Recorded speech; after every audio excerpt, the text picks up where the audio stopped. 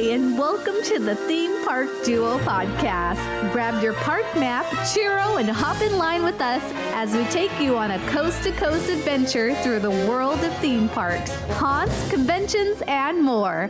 Now, here's your hosts, Nikki and Gabriel. Hello, and welcome to another epic episode of the Theme Park Duo podcast. I'm one of your hosts, Nikki. And I am Gabriel, and I am very appreciative of the alliteration you used in the intro. Epic episode. I like alliterations. They are satisfying. They are. They're very satisfying. And yes, today is a very epic episode because we are talking everything T2 3D Battle Across Time. Oh, I love that attraction. This was definitely an incredible attraction, and it still exists other places other than our home because we live in Los Angeles. Universal Studios Hollywood is essentially our backyard, and it no longer exists there, and it makes me very sad to this day. Unfortunately, it closed for us in 2012, but we'll get into that later. Yes, we will. We have a ton of news to cover, so we want to bust through a lot of this news here before we really get to our main topic. And let's not hesitate any longer. Let's get in with our first segment, The Mouse Report.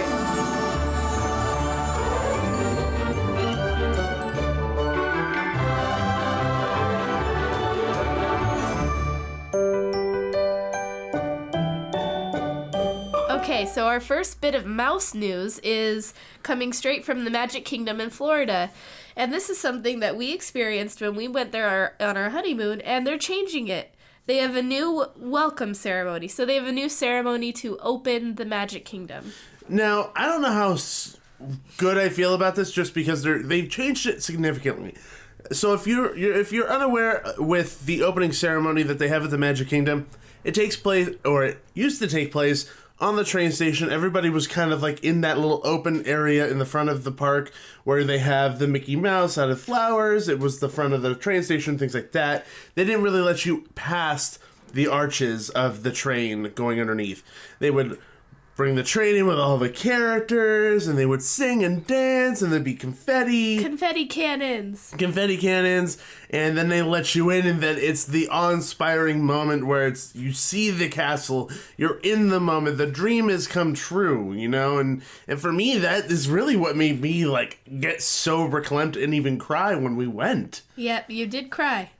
We'll skip over the crying bit for a while, but yes, I was overwhelmed with emotion.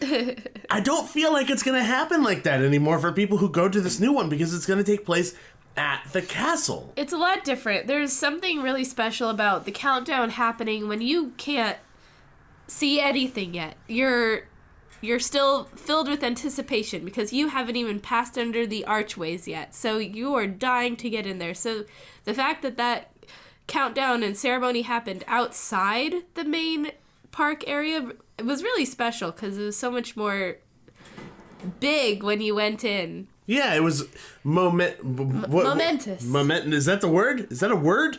I don't even know if that's a word. Monumental. Yeah, monumental. I guess you guys know what we're trying to say. Yeah. It was a much bigger deal when they did it that way. So now that they're going to have it at the castle, not sure if it's going to have the same effect. I mean, you're at Walt Disney World, you should be happy regardless. Yeah. But now they're probably just going to keep you off at the lands, just kind of like they do here at Disneyland in California. It probably just logistically works better for them, which is fine. Also, I mean, like, that opens up Main Street for them. People will spend more money at the Starbucks and coffees and breakfast stuff and everything. Yeah. But it also takes away from, like, the special feeling you get when you have, like, scheduled breakfast for the Magic Kingdom before the park opens, and you're the only ones that get to walk through by yourself. That doesn't happen anymore now. Well, I'm glad we did it. Yeah, we ate at the Crystal Palace. Yeah. And you tried to take Eeyore's tail off while he wasn't looking. Well, yeah, but you also laughed because the Piglet was one of the meet and greet characters. And I was eating bacon. Yeah. There was bacon on the table. It was kind of awkward. It was a very awkward meet and greet because of that. It was fun, though. Yes, and moving on to our next piece of Disney news, Epcot rumors beyond all belief. There are so many rumors swirling right now about Epcot being remodeled, getting new rides, expanding the World Showcase, adding more IPs to the World Showcase. There's just so much going on. And I think out of all of those, honestly, the biggest one is adding IPs to the World Showcase. How would you personally feel if they added more outside of Frozen to the World Showcase. I don't know how I'd feel about it. I feel like it would lose some of its charm. Right now it's special. It's kind of the only adult-ish area of a Disney park, you know, and it's like kind of educational because you get to learn about the cultures, and I feel like if you stick just, you know, Disney characters and IPs in those small little rides and areas, like you're just gonna lose the educational aspect of it and the realistic aspect of it, because it's supposed to be realistic. It's supposed to feel like you're in that area, but then when you go into a ride and it's, you know, Frozen characters, then it kind of takes something away from it. Yeah, because I guess Epcot, in the words of Tony Baxter, is taking the real world and making it magical. That is what that is supposed to be doing. Why can't they do that with adding Disney characters? Does that take away from that meaning? And then are they maybe trying to move away from the edutainment and really move towards just what the other parks do? And does that make Epcot lose its flavor? I think it does. I think it would lose something for me if every ride was somehow attached to some Disney animated film. Disney animated, you know, not real life character, not real life situation, you know. So how would you feel if, like, Marvel moved into, like, Future World, like, over where the land and Journey into Your Imagination and Energy Adventure, all that stuff? Marvel can stay in Hollywood Studios. I wouldn't really like that either, because once again, that's supposed to be educational. I agree. I think Hollywood Studios would be a much better fit for any of the Marvel properties. Yeah. You know, I don't think Epcot is really the place to be doing any of that. Yeah, I don't think it is. I think that having maybe a couple Disney attractions like in the World Showcase isn't so bad. Well, but like, once you've let the cat out of the bag, I think at that point, like, it's just gonna go out of control. Yeah, it's already started. The ball is rolling, and I'm a little sad. Well, I mean, it's the Frozen. It's doing well. It's a really good attraction based off of like the Maelstrom before. But I mean, I don't know how I feel about it personally quite yet. I know that I feel like I definitely know that Marvel, in my opinion, should stay at Hollywood Studios, 100%. I don't know technically how I feel about the Disney characters being in the World Showcase yet. I guess we'll just wait and see. Exactly. And then the other piece of rumor was that there's going to be a new pavilion, and the rumor was that it was going to be Brazil coming into the World Showcase. I'm not mad at that, but is it going to replace the land that's already there? So I don't know if it's going to replace anything or if it's just being added. I would hope it's just being added because I would be scared to lose any of those pavilions because they all have their own specific charm and piece to the puzzle, you know? Yeah. They bring their own thing. Yeah, we'll see what happens. They probably have room to add one more. I think they do. And moving away from Disney news, we're going to go into other parks now. So first, we're going to Universal Studios. Hollywood, specifically Hollywood. So Universal Studios Hollywood is demolishing some sound stages. They've demolished sound stages 22, 23, 24, and 25. That's a lot of sound stages. That's a lot of ground area. It's a lot of space. A lot of space for them to do something else. So now, there's either three things that are going in this space, in this lower lot expansion, because this is where all of it is. Either 1, Nintendo Land, 2, a dark ride that's been rumored for a long time, which is Secret Life of Pets, or 3, the long-rumored Diagon Alley. I hope it's Diagon Alley, but my gut's telling me it's probably Nintendo Land. Probably, just because they've already announced it as something that is 100% going to happen. Yeah, I just want a big dragon on our coast. Well, I mean, you saw the dragon on the other coast, didn't you? No, I didn't. You didn't? No. When I went, it was only Hogsmeade. The other half hadn't been built yet. What was there? What? I don't remember what was there. I only went to the one park that had Hogsmeade. So you don't even... you didn't even care about the other park. You didn't care about Islands of Adventures. I only went there for one thing. That stinks. You missed a lot of good rides. I don't care. You are serious. Yes. Harry Potter forever. You have a little lightning bolt on your head now. It just formed. It just formed right now. It was like a vein that popped and it's just a lightning bolt. It's a vein-shaped lightning bolt vein? That's weird. It's just meant to be. I don't know. This has gotten out of hand. Okay, moving forward past the vein in your forehead. Out over at Universal Studios again, over at CityWalk, which is their little downtown district, Voodoo Donuts opened up. Ooh. Soft openings going on right now, and their first day open, they sold out of donuts. I can believe it. The line was so long from the pictures that I saw. I guess you could say they put a spell on the group of people. Oh, boy. Those dang voodoo witch doctors. I don't know which is worse, that joke or my lightning bolt. Vain. Yeah, vain comment. Probably my joke. Yeah. My joke. But alas, I admit that my jokes are bad, but I have fun saying them, so deal with it. Yeah. And when the crowd calms down, I am very excited to go get myself a voodoo donut. Are you going to get the one that looks like a little body with the pretzel in it and you stab it thinking about your ex-boyfriends? At least that's what people say you do when you do it. No, well, why wouldn't you just bite the head off? Why do you have to stab it? This is a family show, Nikki. Oh, no. Valid question. Well, then there's also, like, the donuts with, like, the bacon on it, or they have one that has Captain Crunch all over it. Have you seen that? You like that. I want a cereal-covered donut. That's what I want. It's like a breakfast combined in one little piece of goodness. Don't they have one that's Fruit Loops?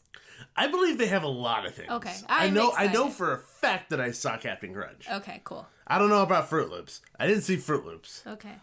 Toucan Sam, I have no idea where he is. Toucan make a Fruit Loop donut. That was so much worse than what I said. That was so much worse. Moving on. I'm sorry. Moving on. We're going to go to Knott's Berry Farm, not too far away from Universal Studios Hollywood, and we're going to be talking about their new VR experience, and it's going to be called VR Showdown in Ghost Town. So if you listen to our first episode, I believe that we mentioned briefly that there was a VR experience coming, but the news that came about it wasn't from Knott's, it was from the VR company. So we had no information about what it was. Yeah, so we really didn't know what it was or what the theming was. All I said was that I wanted it to stick with the theming of Knott's Berry Farm, stick with their story, anything that really stays within the bounds of Knott's Berry Farm and what has made them popular.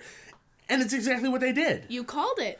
You got your wish. I mean, I really like the road they're going down with that kind of stuff. I mean, I really, really appreciate it. And if you guys want to head over to themeparkduo.com, we actually have a write-up all about it and all the information. But I could read you guys a little bit of it, of what they sent out to a whole bunch of people. It says, the immersive and interactive VR attraction will invite guests to embark on a time travel adventure, which will transport them to a futuristic version of Knott's western town of Calico. Players will be met by robotic creatures and embark on a daring mission with other groups of players to defend the town. The one-of-a-kind immersive experience perfectly combines virtual reality and a competitive gaming realm that will captivate guests. Armed with a state-of-the-art wireless virtual reality headset and futuristic blasters, mind you notice they didn't say guns. Yeah. Gotta keep it PC. Apparently. Multiple players will compete against one another with a high score and bragging rights as part of this immersive adventure while striving towards shared team goals. So it sounds like it's like a personal thing and also helping out the team as a whole. Yeah. At the end of the VR competition, guests will be able to view and compare scores with their fellow opponents. Now, this is something that I find really fun, and today we saw a little bit of what was going on. We were at Knott's Berry Farm today. And we went, this is located right under Iron Reef, I believe. This is where I think it's going. Yeah, in the arcade. And they moved a lot of things around. Oh, yeah. The place is a mess right now because they have a whole section blocked off for construction and all the games are cramped into a smaller area. But they're really renovating that area for this VR game. I'm really excited to see how it goes. The only real theming that I've seen outside of knowing what it is was they had a little wooden fence out front. Yeah. Or rather, inside the arcade, kind of separating you from the construction tarp. Yeah. And we should put in that this is going to be an upcharge experience, just like laser tag was. Yeah, it's going to be $6, which is a very reasonable price. $6 per person. Like, if you're thinking about, the price of admission and stuff like that, this is very cheap compared to that. Yeah. And if I had to compare, like, I'd rather do this than buy a burger. Really? You'd rather do this than buy... You're going to buy the burger Well, also. because I'd buy a taco. Oh. I tricked you. No, you're I'm just still gonna gonna eat. You're just gonna buy a cookie witch. Let's be honest. Oh, the Cookie Witch. We can do a whole episode on the Cookie Witch. We could. No, that's not good because people would drool all over their keyboards, all over their car. We don't want them to come to us for their dry cleaning bills. Oh, okay. That is not a good thing. We'll steer clear of that topic then. Please. Okay, so moving to a different park once again, we are going to Six Flags Over Georgia, and we are talking about their ride Drop of Doom. So it's their VR experience on their drop tower ride. Yeah, and this is not to be confused with Drop of Doom at our Six Flags in California, which is Lex Luthor's Drop of Doom. They probably could have thought of a better name. I think they need a new creative ride namer person. Just specific. That is a title, people. That is a job title. Creative ride name person. Yeah. Developer. Yeah. Whatever the title, they need to fire who they have now, because it's very confusing. They have a lot of rides that share similar names, and sometimes they're not necessarily the same type of ride. But yes, it's called Drop of Doom, and it's their VR experience on their drop tower attraction. And this one's all about spiders. Yes, so it has spiders attacking your thing. So this is opened up. I think I said it in the last show, but I'm not a fan of VR on attractions. I go on these rides to see the environments that I'm in already. If I wanted to do this kind of a thing, I go in a motion simulator. Yeah. Like, I don't like looking at a video game all the time. Yeah, I've said it before. I would do it once. And drop rides are some of my favorite rides, but half the fun is, the slow, going higher and higher and higher, and the anticipation and seeing the cars and the people get tiny and tinier, and you're like, oh my gosh, you're up so high. If you're wearing a headset, you don't really feel that because it's virtual. But I would try it once, because seeing that virtual reality and feeling the actual feelings of your stomach, going in your throat as you're dropping, like, it'd be really cool to experience that for real with the VR. So I would do it once, and then I'd want to go on the actual ride again. Yeah, no, I agree. I'd do it once. And I don't want people to get confused, because we literally just talked about a VR experience that I was really excited about. When I say I don't like VR experiences, it's when they are put on attractions that normally I would like to see where I go. So roller coasters, drop rides, things like that. If the VR experience is a contained experience on its own, separated from rides, yeah, I think that's better. Both feet firmly planted on a ground, you're in the room. Yeah. So I just don't like them on rides. I mean, for all I know, this could be incredible, but I just personally like seeing where I'm at and what I'm doing, because that's part of the fun. Yeah. So, but moving forward to our last little bit of update, we're going to go all the way to Orlando to Fun Spot, where they started doing a lot of construction on Mind Blower. So this is the Gravity Group wood coaster that's being built over there that's going to actually have a corkscrew element to it where it goes upside down. Wow, that's very rare for wood and roller coasters, right? Yeah, I know that there was only maybe one or two other coasters that were wooden that actually have done that. True wooden coasters, not like hybrids or anything. I think it was Son of Beast or Beast. I don't remember the name of the coaster. It was one of those two that actually had like this big loop to it. Oh. And I think eventually they ended up taking it out. But how do you feel about a wooden roller coaster actually going upside down? I'd ride it. I'd give it a little time for them to get the kinks out, make sure it's really safe. If no one dies in a few months, I'll ride it. So you're waiting till somebody dies to prove your point of not going on it? Well, I'm hoping that nobody dies so I can ride it. My hope isn't for someone to die. No, of course not. Yeah. But usually when I think about rides, I don't think about the loss of lives. You're thinking about the lack of loss of lives. Lack of yes, that exactly what it, alliteration number 2. Yes, it is alliteration number 2. That one kind of confused me. It was like a tongue twister. He just gave me this blank stare. Well, that's because nothing's going on in my mind right now when I'm thinking about the alliteration, because I was so confused. Sorry, you're just smarter than me sometimes. Sometimes I have my moments. You do. Like the light bulb goes off, but sometimes the light bulb kind of flickers and then it just burns out. And then that's the moments where like right now. Yeah. Where I just don't know what I'm doing and I start drooling all over my shirt. I'm just like, oh, yeah, brain dead. It's messy over here. A little bit. Anyway, that's ending. That ends our news portion of the show. It's about time, because we need to really get started talking about T2 3D Battle Across Time. There's so much to talk about, a lot of history behind it, the movie, the attraction, the inception, things like that. Yeah. So let's get into our ride profile of T2 3D Battle Across Time.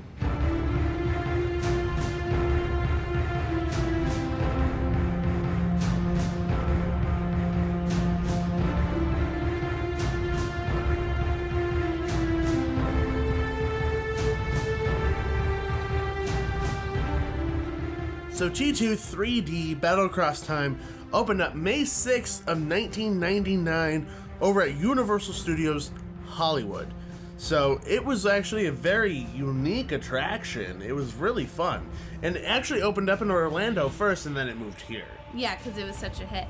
It was a big hit. I think they were kind of waiting to see how people would react because I think it was the first time since Terminator 2 that they were introducing these characters back again. Yeah, so let's start at the beginning. The initial planning for T2 3D Battle Across Time began in the 90s, like the early 90s. Jay Stein, Universal Parks and Resorts chairman at the time, asked Gary Goddard and his team at Landmark Entertainment to develop a stunt show based around the Terminator franchise. Yeah, and so they would need permission from James Cameron in order to do this attraction. So if you don't know anything about the theme park world, you know, when they make attractions like T2 3D or an Indiana Jones or a Star Tours or anything based around a film or intellectual property, they need to get the rights. They need to get the rights and the permission of the filmmakers to do it. Yeah. And a lot of the time, the filmmakers end up working with them in order to create such an immersive and incredible experience. Yeah. So they needed to talk to James Cameron about this, and they were probably crapping their pants. Yeah. This is James Cameron. Like, this is scary. Wasn't he already pretty jaded about the topic of turning it into a ride? Because he got thrown some pretty bad ideas. It's like people wanted to make Terminator into like a musical and like all this really stupid crap. So he was going to the meeting about this attraction already knowing he was going to say no. Yeah. Like, he already had the no answer in his head as he was driving.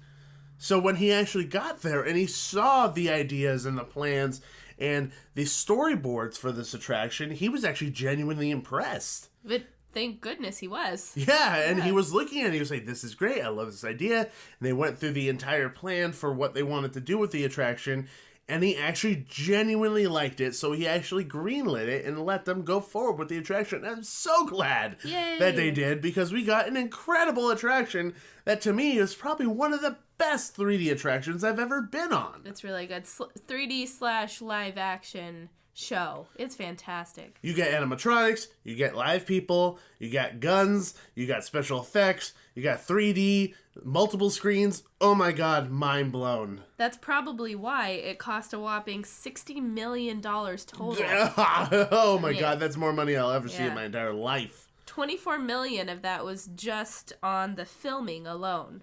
That probably makes up a big chunk of like payment towards the actors. Yeah.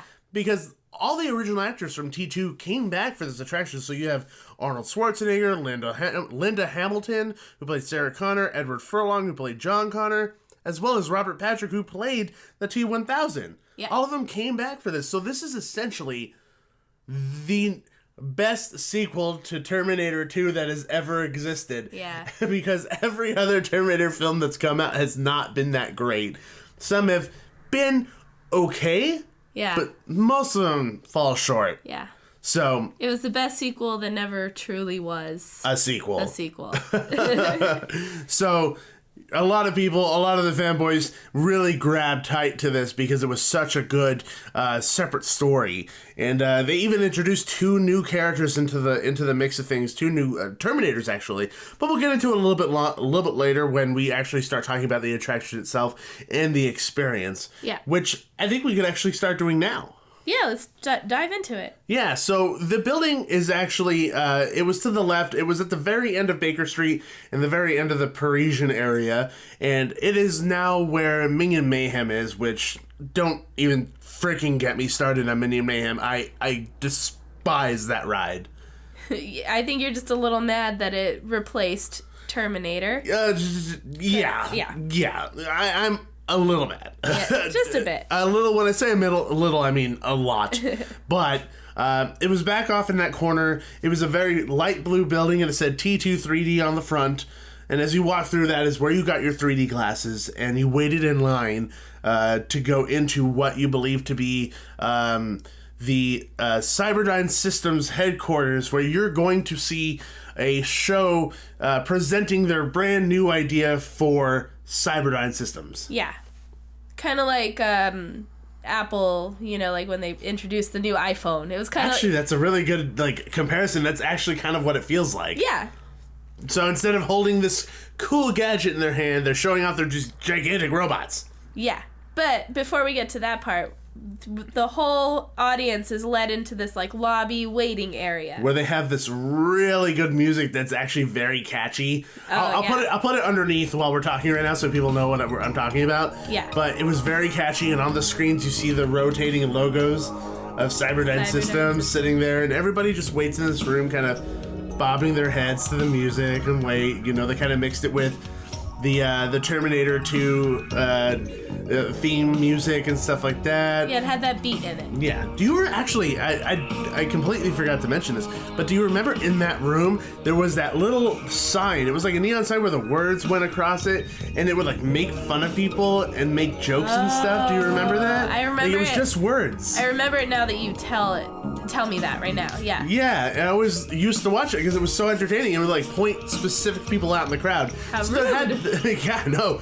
And there was probably somebody looking at the crowd and just typing these ridiculous things out and saying them. That must have been a fun / sucky job. Fun,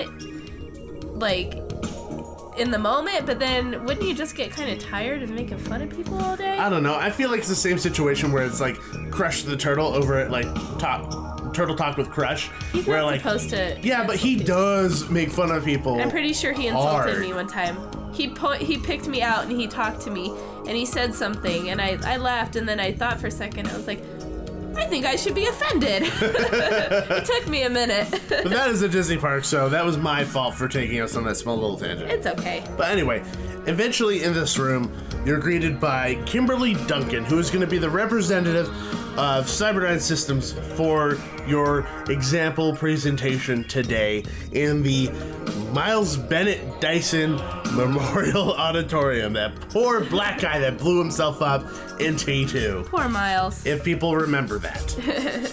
But I don't know how to explain it. She's fake nice. She's fake, but it's fake nice in the way that she's really creepy and almost sinister. She's corporate nice. It's hidden agenda. It's like a fake nice. smile, you know? Behind that smile is this scowling face. I guarantee you, if you were able to lift that off. Yeah. And she says, super! Everybody remember that out there? Yeah, so she would talk to the crowd and she would interact with you. And so she would ask you to do something or tell you to do something.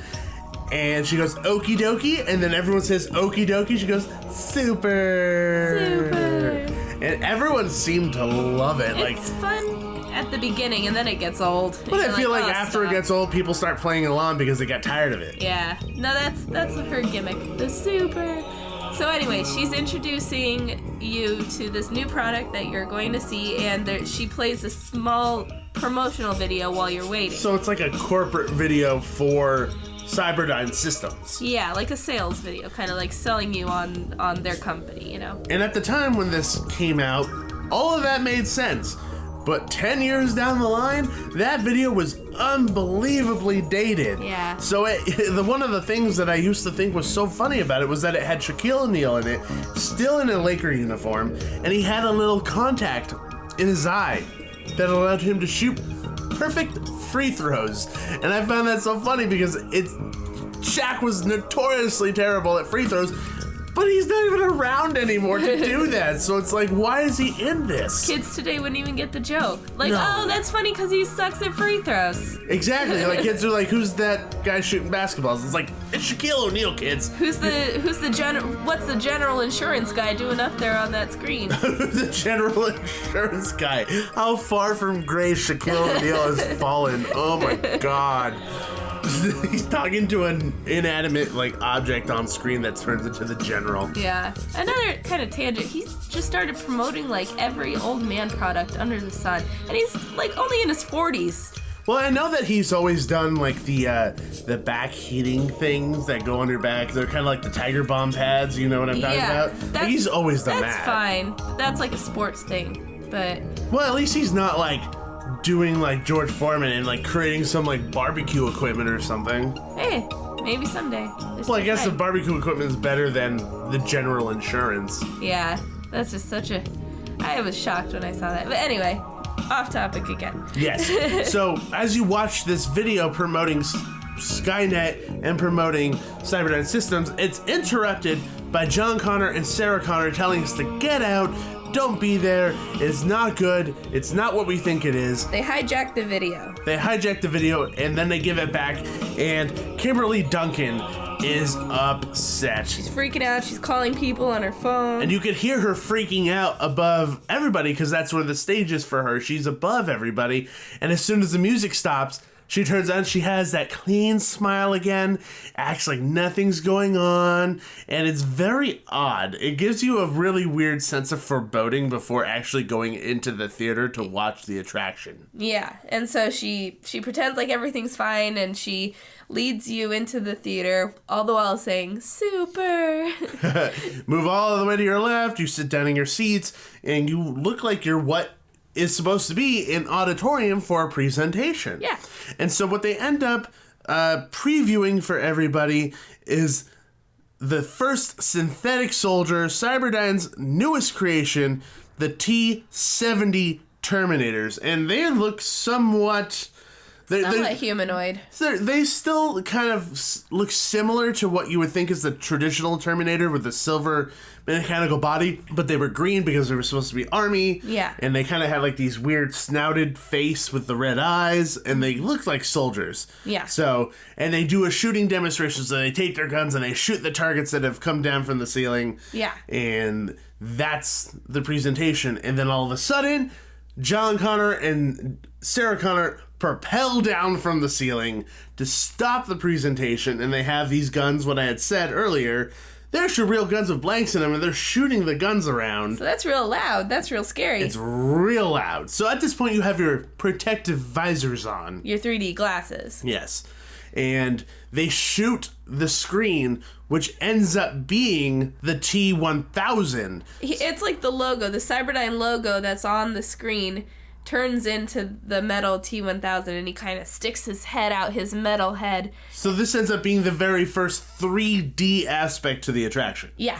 Yeah, so the cop head comes out at you and looks at you, and he says, Sarah Connor, John Connor, and his head like whips back like blah, blah, blah. And then all of a sudden it's a real person just out of nowhere. He just appears on the stage. He kind of like pops up. Which, as a kid, I could not comprehend the connection of the projection on the screen, which I knew what it was, and how he showed up. They did it really well. The timing is phenomenal. I mean, like, yes, I know how it's done. Yeah. But like this, like the magic of it, I was like, oh my god, that is so cool. Yeah, and it's like blink, you miss it. It's really quick. Literally, you will miss it if you blink. Literally. Yeah. So he comes out, and he's trying to stop the entire thing. He wants to kill John Connor and Sarah Connor. That's not who he goes for first, though. No, because Kimberly Duncan decides that she wants to try to stop him. Stupid Kimberly. So he ends up grabbing her by the neck and raising her up in the air, which is a rather silly effect when you look at it. Yeah. But then he throws her and she dies immediately. Super dead. And all of a sudden on the screen you kind of see like this orb forming and the lightning bolts start coming out of the screen, and they're saying, what's this? What's going on? Then the Arnold Schwarzenegger Terminator comes out of the well, she's still on the screen, on a motorcycle, rides across the screen, and then a real actor comes out of the screen on a motorcycle, comes down the ramp and around, and shoots the T-1000 with a shotgun. It's pretty cool. So it's like the portal. It's like the time portal that's bringing him back in time. Yeah. Oh my god, this is like fanboy moment, because he turns around and he looks at him and goes, come with me if you want to live. I have a question. I have a thought. What? I have a thought. Why isn't he naked? And how do you get his motorcycle through the time? Don't you have to be like unclothed when you go through the time portal? I think that was like set up by the crappier movies, but from what it looked like from the previous films, when those Terminators were sent through, they weren't clothed at all. They were just made naked. So they just went through naked and then they found clothes. I don't know what that whole nonsense about having to be naked to go through the time portal. I think they just needed a reason for it when it didn't need a reason. They just needed a reason for Emilia Clarke to be naked. Yes. Oh. Khaleesi being naked. But I I don't know. guess. I don't know about the motorcycle though. He had a motorcycle somewhere. I don't know. It came through the time bubble. Maybe you just happened to find it. In the time bubble? Well, Maybe in the transition between bubbles, he found a motorcycle. I don't know. He's like, ooh. I just thought of that right now. I mean, they never specified in the old movies. I don't think you need to know that how he found the motorcycle. He just has it. We don't know where he came from. He just shows up to Talking save about their the lives. naked part. I mean, they're the naked part? They're going back and forth through time a lot, and I don't know. They're always naked in the movies. A lot of time disturbance in areas. Yeah. I don't. Never mind. Moving away from the naked talk. Moving forward on it, he reaches his hand out and says, "Come with me if you want to live." And John Connor jumps on the back of the motorcycle, and they ride into the screen. And this was something that I'm a little unsure of how they've done. Like, I know how they go through the screen. There's a door, it goes up, smoke goes off, and then it shuts. But there's also a line where that door exists. Yeah. And that disappears. And I don't know how that works unless we're missing something. Maybe there's a dip. Maybe they go down. No, but the thing is that here's the screen, and then there's the door that you clearly see the outline for, but then you see the outline disappear, and I don't understand how that works, because they went straight through it. I don't know. We'll have to go to Florida and watch. Watch it over and over and over and over. Anyway, so this begins the actual movie portion of the attraction, where they're trying to get to the Skynet core to destroy Skynet in the future. So this is like the Doomsday themed area now. With all the Terminators are going insane, trying to kill everybody. So they're on their motorcycle going through kind of this apocalyptic Mad Max wasteland. I actually think it was supposed to be Los Angeles, because I think I remember seeing some freeway signs that were demolished that said a LA Convention Center or LA Civic Center or something like that. Probably. But they're there and they're trying to get to the Skynet core to destroy Skynet to save the future. Yeah. And along the way, they run into a whole bunch of Terminators. You think John Connor's going to die. Of course, the Terminator saves the day. He does a lot of really cool things where he grabs this helicopter-looking Terminator and then he shoots all the other ones up, stuff like that. So there's a lot of 3D elements that show up there, too. Yeah. A Terminator skull, he gets blown up and his head flies up and then it goes into the screen perfectly so it looks like it's going at you and then it falls back down onto the body. Eventually, they get to the Skynet core and the live actors come back into the theater. So the theater at that point becomes the door to the Skynet core. Yeah, kind of. Like the main center hub for Skynet. Because they come in towards us. Yeah. And then that's the big screen becomes the doors as they come through it there, and it's closing. Yeah. And then it becomes an elevator. Where the seats start to kind of feel like they're moving, and either side of the theater start to move down. So 2 more screens appear. Yes, so 2 more screens, additional 3D screens appear, and it looks like you're moving down into the core of Skynet to save the day. Kind of like a Haunted Mansion effect. Yeah, kind of. That's actually a very good representation of what it is, except... That's an actual elevator. Yeah, you're actually moving down over there. Over here, you're not. Yeah. Just the simulation of going down. Yeah. And so they decide that we need to save the day, so let's get started. And John asks, so what kind of security system does this place have? And the Arnold character goes, only one, the T1 million, and it's really good. T1 million. And it's essentially this gigantic liquid metal spider. Back to spiders. Again. Yeah, Ron Weasley would hate this episode. And it screams at them, essentially. It's like... That's not what it sounds like. But that was my interpretation of what it sounds like. That would be a much scarier sound to hear. And it essentially chases them around the theater, and it stomps, and it's putting its spikes out at you. And it's utilizing those 2 extra screens that came down, and it's moving from side to side. Yeah, so it's literally going around the theater chasing them. Yeah. And that's cool because these actors are interacting with the screen. And something that I haven't mentioned, but I was always so impressed with their timing. Because if you're interacting with something that is already predetermined to do what it's going to do, like you know what it's going to happen, your timing has to be impeccable. Oh, yeah. Impeccable. And no time did I went on that attraction, did I ever see any timing mistakes. Me either. They were always professional and great about getting that timing down, which is so essential to creating that immersive environment. Yeah. So, how do they delay the T1 million in order to keep going? Delay. Well, they freeze Because that's him. what it is. They just delay it. They freeze him. There's this handy dandy can of like what is it, like nitrogen? Liquid nitrogen. Yeah, which, just why did the robots decide, we need to put liquid nitrogen in the center core? Just there. It's just so handy. Like, I guess in case John Connor comes, he might need this. Literally, it says in Scotch tape, written in Sharpie on it, says just in case for John Connor. How nice of them to leave that. That's very nice of them to do that. So they freeze the giant T1 million spider thing, and they break him up. Yeah, so it freezes in a spot where it looks like it's about to poke you in the eyeball. Yeah. Which is scary. Yeah, it's I don't like that stuff. That bothers me. Eyeballs and nail stuff. Don't come anywhere near me with that. So they blow him up and they spray with water because it feels like he's exploding on you. So that gives him that moment to climb up the ladder.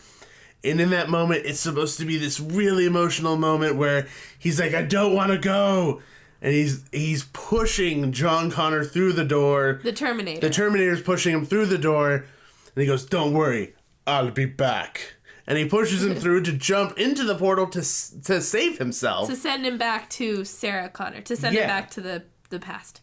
So what's cool is that all of this is taking place in live action. So these actors climb up the ladder, are in a little recessed area that looks like it's part of the screen. Yeah. And as soon as the actor goes past that door, then it's actually Edward Furlong on the movie screen doing his piece. So it all matches up. So then when Arnold goes through with the explosives that he's going to blow up everything with, it's actually Arnold on the screen at this point. Yeah. He jumps through and he swings and slams the explosives on the core and everything explodes. Smoke fills the theater. Red lights go off everywhere. And then you hear this music kind of going and really loud and very high pitched.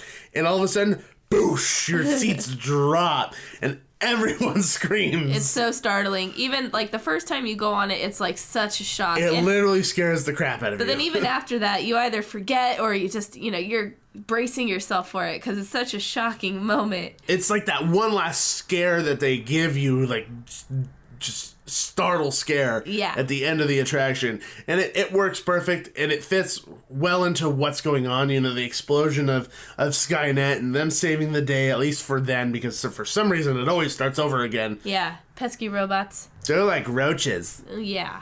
Why did I say it like that? I don't know. But they are kind of like roaches. They're resilient. They are resilient. Yeah. They probably can survive a nuclear holocaust. Just like roaches. Except I can't stomp on robots.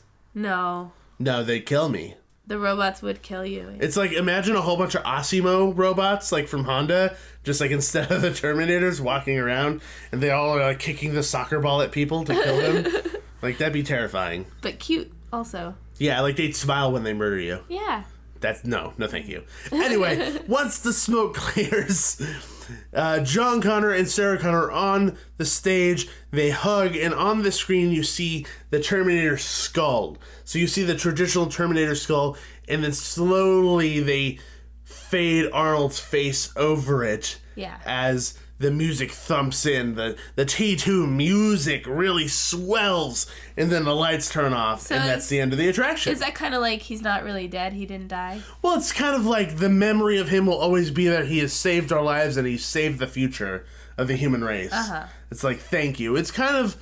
The feeling, I guess, is supposed to really be like the end of T2, where he sacrifices himself because he's the last one, and he gives them the thumbs up. as he goes down into the liquid metal. It's so sad. It's extremely sad. But, like, this attraction just gives, like, even the ending, although the Terminator died, the world is saved, and you just feel so empowered. You feel so heroic, even though you had nothing to do with it. Yeah. And it's all about that music and the emotion that they've built and the story that they've told. And honestly, they did such a good job doing that to make you feel like that at the end of the attraction. Yeah, for sure. And, you know, one small little nitpicky thing that I have is, why the hell is the T2 music playing at Skynet and cybernetic systems and all over the place in, like, the promotional stuff? Well, you said it was just kind of like a take on it. It's not the exact music, right? Well, like, at the end of, like, the video that we watched in the pre-show, they actually play it. Oh. Dun dun dun dun dun. Maybe it's dun, just dun, dun, dun. Like, freak why you does that out exist? or Why does psych that you out. exist in there? The music is supposed to be for the movie and not in the movie. I get it. It's a small nitpicky thing. I'm aware, but I want to have answers. Maybe it's kind of like a Walking Dead type thing where it's like I don't know where I was going with that. Literally, this was the moment where Nikki gave me the blank look in my eyes, and I knew she needed help. I have no idea. I wanted to make some connection on how they didn't use the word zombies in The Walking Dead. That is not the same thing at all. Like, in any way, shape, or form is that the same. I don't know where I was going. Moving forward. So, the attraction ends, and then, that is really the end of the attraction, and it ended up closing very sad. It closed in 2012, and to a big fanfare, the end of the last showing was on December 31st, before the new year. Lots of fans showed up, cheering and screaming and hooping and hollering for this attraction that they love so much. Yeah. And unfortunately, like we had mentioned earlier, the ride was replaced with Ming and Mayhem, which I despise beyond all belief with all of the passion and heart and power of my being. It is a cheap attraction that they replaced for something incredible. I understand why they did it. It ties in with the whole, like, a water fun area that's all Minions. That whole little corner is like a Minion fun zone now. And they have, like, the cute doorbells that you can ring and it sounds like Minions inside. Like, it's cute. No, don't get me wrong. It is cute. My issue isn't that it doesn't make sense. Yeah. My issue is that they replaced an incredible attraction with an attraction that is unbelievably cheap. It's sad. I no, even the ride I still think is cute. The Minion ride is cute. So it doesn't bother you that you're in one huge room with a whole bunch of vehicles. You could stare at everybody doing the same thing when the screen is supposed to be just your individual experience as a Minion. No, it doesn't bother me. If you're staring at the screen, you can tune them out. And if you're going to say that about the Minion ride, you have to say that about Soarin' Over the World, because it's the same thing. If you look to your left or right, you see every other hang glider vehicle. I think that's a different situation because I think that entire thing is supposed to be one glider, but at the same point that you just said, on Soarin', you have to lean over to your right and left to see it. On Minion Mayhem, they're in direct shot of your eye line. There's nowhere you can look where you can't see them unless you look backwards. We'll agree to disagree. I don't think it's supposed to be one glider on Soarin'. Grr, I don't like Minion Mayhem. I know. And it's purely because I believe that system is cheaper than what they replaced. The 3D attraction that was incredible, probably the best 3D attraction that has existed. Yeah, I'm not going to deny that. It probably was cheaper. Yeah. Just the ride system and just overall, I feel like if they're going to do a Ming and Mayhem or they're going to do like a Despicable Me ride, I think they could have done a much better job with the planning of this attraction so that it made sense and it felt worth it, because the whole thing of like replacing an attraction is it better or just as good as what it's replacing? In my opinion, it is not just as good. It is way below par. And I love the Minions. I think they're cute. I love Despicable Me, incredible movie. So it's none of that. It's just purely the ride system. I'll give you that one. When you put it that way, it is definitely not as good as what it replaced. So that's why I'm not mad about Simpsons taking over Back to the Future. Back to the Future being one of my favorite trilogies of all time. Oh, no, I'm sad about that forever. Like, I'm okay about that because I thoroughly love The Simpsons as a cartoon, and I think it's an appropriate translation to the attraction, and I think it's just as good as Back to the Future was. At least for me and my perspective. I would choose Back to the Future over it, but I'm not mad that it replaced it because the attraction's just as good. It's just as fun, you know, you still get the feelings. You don't have Back to the Future attached to it, but I still also have like a strong attachment to Simpsons. So I mean, it's like a give and take there for me. I don't have a strong attachment to Simpsons, and I didn't ride it. It makes me so sad. For a good 2 years. I have to explain to you all the references in the ride because you don't know the show. Oh, well, I know a few things. Well, you know Itchy and Scratchy, but like all the smaller things. Yeah. And like all the jokes and stuff, you don't get them. Yeah. Because you didn't watch the show. Well, I've watched. It's not like I've never seen the show. I've watched episodes here and there. You've never seen The Simpsons ever? That is not what I said. Sorry, I'm like no nonsense right now. That was a tangent too. That was a complete tangent. But anyway, moving forward, so it ended up closing. It was replaced by Ming and Mayhem, and the attraction still exists in Florida and Japan, I believe. Yeah. But unfortunately, we lost it. And one of the really, really incredible attractions that I loved growing up watching as a kid. Me too. And I'd have to say that I had a pretty good goodbye to the ride. Like, my last time riding it was... With your Irish family, right? It was with my family from Ireland, and it was my cousin, Karen, and her husband, and they had been on it before, but they brought their kids, and they were fairly young, you know, maybe like... Still at the age where they were very nervous about rides and not quite sure where they stood and what they liked quite yet. You know, they're very inquisitive, but standoffish. Yeah, so it was new to them, and they were apprehensive and nervous, and then we went and saw the show, and then when it was over, they loved it. And I think it's kind of special that for my last time riding the show, I got to experience someone's first time.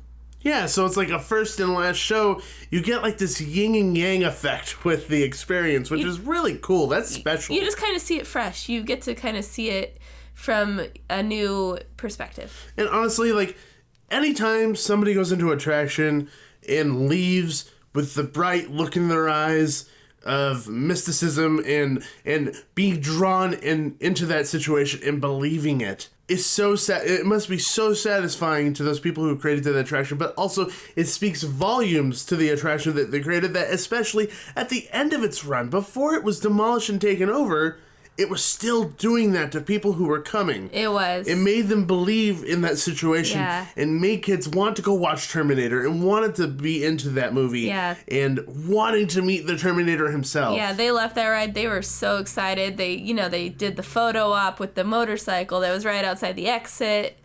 It was great. You know what they should do? They should have a Terminator walk-around character. How cool would that be? They could totally do that. They could totally pull that off. They Just should a buff guy in a leather jacket. They should have him and Sarah Connor and Jean Connor. Universal, listen to me right now. Do that, please. Ideas. Yes, please. Just the other idea is get rid of a lot of the 3D attractions. I think you're okay without those and motion simulator things. You know, kind of go towards other ideas. You know, I don't want Universal to become to the point where you enter the park and they just hang you 3D glasses. Yeah. And then you just have to wear them around your neck all freaking day because every single ride is 3D. Like, eventually people's heads are going to explode like scanners. You can personalize them like the Magic Bands have different... No. People will buy them, and they'll make money, and that means they will never get rid of the 3D attractions, motion simulators. You are giving them ideas, Nikki, and I don't like it. But 3D glasses that look like Minion goggles. Okay, that is cute, but still. No. Okay. On that note, that brings us to the end of our ride profile edition of T2 3D Battle Across Time.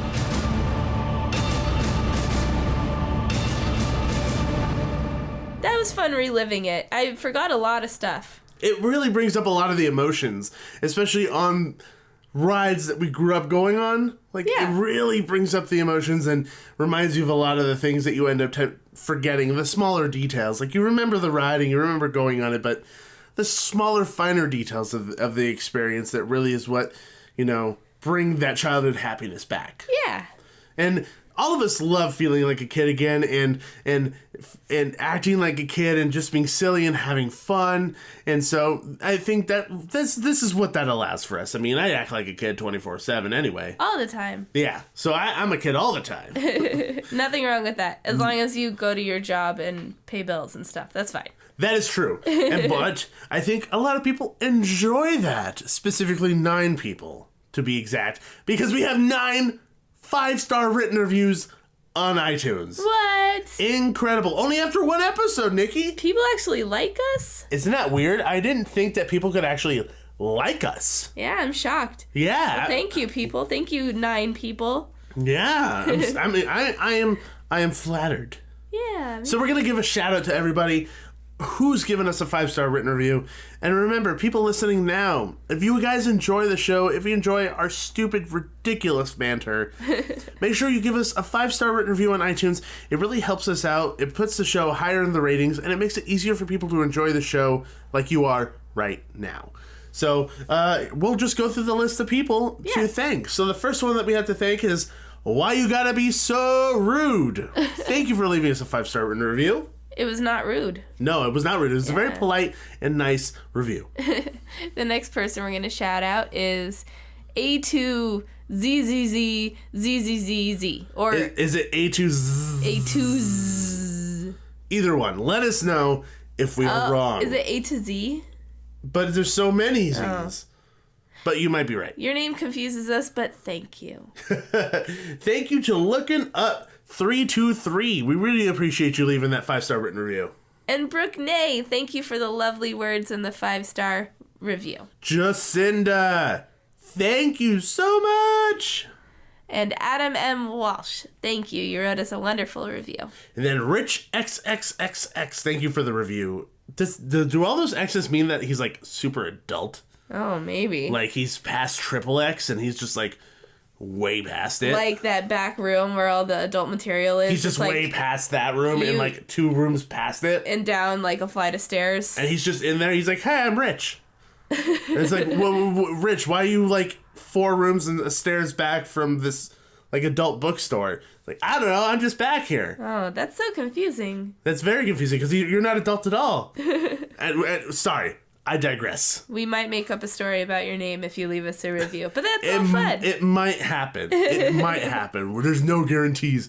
Your name has to spark our imagination. So, thank you everybody for leaving the 5-star review. We genuinely appreciate it. It makes us feel good that you guys enjoy listening us be silly and talk about the stuff that we love to talk about. Yeah. Whoa, what's that noise? What is that noise and where is it coming from? I don't know. I don't know. It's coming from your pocket. What? My phone's in my pocket. Yeah, take it out. That's the Duo phone. Why is my phone the Duo phone? I didn't tell you, but I went to AT&T and I got that changed to the Duo phone. It's no longer your phone. Well, buy me a new phone for personal use then. I will buy you an Android. So we're using your iPhone as the Duo phone. It looks like we have a voicemail, so actually let's play it right now on the show. Let's see what it is. Yeah, let's click play. Yeah, hi. This is a voicemail message for Gabe and Nikki of the Theme Park Duo. My name is Steven. I'm Tiffany. And we used to host a podcast called Extended Queue, a theme park podcast. And, well, we stopped doing that, but we kept saying that we were going to come back in some capacity. And we felt as though your show, the Theme Park Duo, would be a great place to come back and do the thing, you know? So we can bring some of our segments, like, what are our segments, Tiffany? Like the flashback. Flashbacks, yeah. So you want to work at a theme park, or the what's that one? The Back in My Day. Back in My Day. Maybe some ride battles. Who knows? That's really up to you guys since it's like your show and stuff. But yeah, we are down to appear on your show. I mean, like, it's not really appearing because it's a podcast. It's more of an audio thing. Like, it's like a listening thing.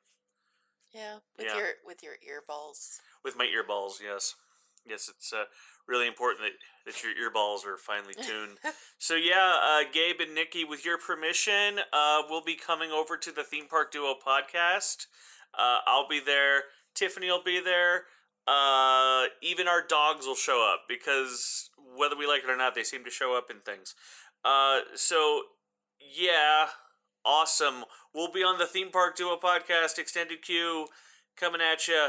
And until next time, I'm Steven. I think I'm Tiffany. You are? Okay, cool. Wishing you fast rides, fun times, and most importantly... I hope you have some short lines. Yeah, see ya. Bye. Holy crap! That's fantastic. That was a bomb dropped on this show right now. So all the fans of Extended Queue, now you can tune in to the Theme Park Duo for Extended Queue. Steven and Tiffany, I love those two. They are another incredible duo. And they love theme parks just like us. Yes, but Tiffany also doesn't really like being scared, so we're going to have to take her to a lot of haunted events. Oh my gosh. During the season. They live out in Vegas, so we're going to have to get them to come here, and we're going to just force her on everything terrible. And we're just going to record her entire experience getting scared. That can be a whole episode. Yeah, they did that on their season 1. They sent her through, I think, like the gates of hell or something out there in Nevada, and they called it the Scare Tiffany episode, and they had the hashtag Scare Tiffany. It was perfect. Scare Tiffany. You can check out all of Extended Queue's older episodes at extendedq.com. But now they're going to be joining us. So if you are familiar with all their segments and you like who they are and what they do, like they said, they have a whole bunch of those cool segments that they're going to be bringing here, and they're going to be doing them with us. I can't wait. I'm so excited. It's going to be fun to have another 2 people here with us, recording about the dorkiest stuff on Earth, having so much fun talking theme parks, haunts, conventions, and all that good stuff. Yeah, we'll be like a hive mind. We'll be like a hive mind. So whenever we want to mate, we're going to have to do those dances like bees. No mating involved. You said hive. Well, it's like sharing of ideas. Oh. Like worker bees. I took it like literal hive.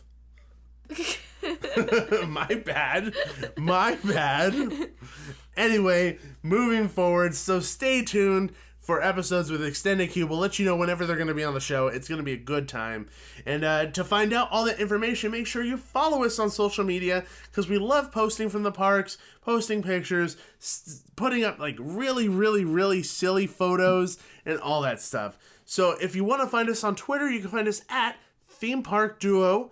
And we're also on Instagram, Facebook, and Periscope. We were actually periscoping from Knott's Berry Farm today. So we actually just like walking around and make it seem like you're there with us. And we chat with you and all that fun stuff. So remember to look for at Theme Park Duo on social media, so that you could be with us and hang out and see all the cool stuff that we're doing and what we have planned for the show.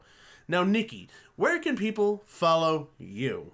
You can follow me on Twitter at NikkiM_313, and that's NIKKI. Yes, and you can follow me, Gabe, at Lakers793 on Twitter. And if you guys ever want to email the show, make sure you email us at themeparkduo@gmail.com. So that's if you want to say hello, send us a picture of your dog, ask us why you're feeling sick. We love seeing pictures of puppers. We like dogs. We have rats, but we like dogs. Yeah, if you hear little noises in the backgrounds of our show, sometime that's just our rats playing or drinking water. They tend to wrestle and squeak a lot, so yeah. I mean they're back there making noise. So if you ever hear that, that's what's going on in the background, is our rats, because I share my office with my rats. And don't get grossed out, they're really cute and intelligent pets. At some point I will post a picture of them. Yeah. So anyway, thank you for tuning in, everybody. We really appreciate it. And remember, there's always a great, big, beautiful tomorrow. See ya! Thanks for riding with the Theme Park Duo. Make sure to gather all your belongings before the end of the podcast. Bye-bye!